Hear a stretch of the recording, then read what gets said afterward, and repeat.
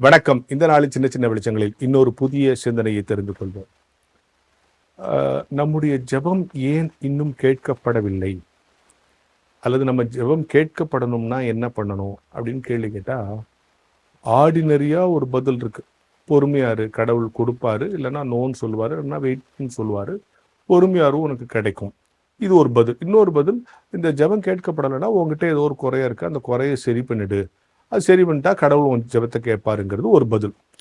ஒரு பயங்கரமான பதில் ஒன்று சமீபத்தில் நான் படித்தேன். இப்போ கடவுள்கிட்ட நான் ஜெபம் பண்ணுறேன்னு வச்சுங்க. ஜெபம் பண்ணும்போது நான் ஒரு சட்டை போட்டிருக்கேன். இந்த சட்டையினுடைய விலை ஒரு 200 300 வச்சுங்க. இந்த 300 250 நான் சம்பாரிச்சது, 50 நான் தப்பான வழியில் சம்பாரிச்சது, இல்லை ஒரு லஞ்சம் வாங்கினதுன்னு வச்சுங்க.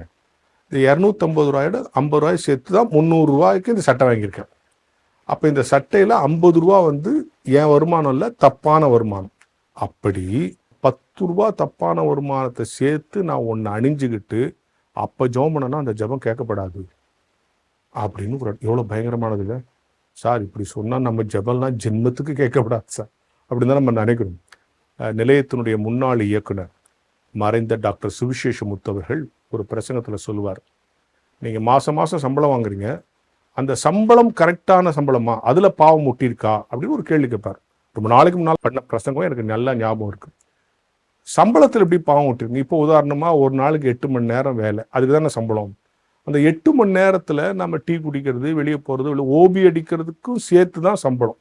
இப்போ நீ வேலை செஞ்ச சம்பளமும் நீ ஓபி அடித்ததுக்கு சேர்த்த சம்பளம் வந்தால் உன் சம்பளத்தில் பாவம் ஒட்டியிருக்குன்னு அர்த்தம். அந்த சம்பளத்தை சேர்த்து நீ செலவு செய்கிறல்ல, ஆனால் அந்த சம்பளம் உனக்கு புரியுதில்லை. ஏன்னா அந்த நேரத்தில் நீ வேலை செய்யலை, ஓபி அடிச்சிருக்க, டீ சாப்பிட போயிருக்க, வெளியே போயிருக்க, அதையும் சேர்த்து தான் நீ சம்பளம் வாங்குற. அப்போ அந்த சம்பளம் புனிதமான சம்பளம் இல்லை அப்படின்னு பேசுவார். சார் இவ்வளோ கொடூரமாலாம் சார் எப்படி சார்னு.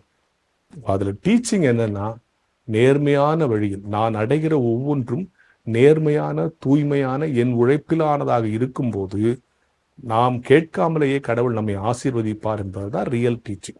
ஸோ கடவுள்கிட்ட வேண்டும் போது என் கையில் இருக்கிற உடைமைகளோ உணர்வுகளோ தவறானதா இருக்கா அப்படிங்கிறத செக் பண்ணிக்கிட்டு ஜெபம் பண்ணணும். அப்படி பண்ற ஜெபத்துக்கு நிச்சயமா பதில் கிடைக்கும் என்கிற ஞான வெளிச்சத்தோடு இந்த நாளை தொடங்குவோம்.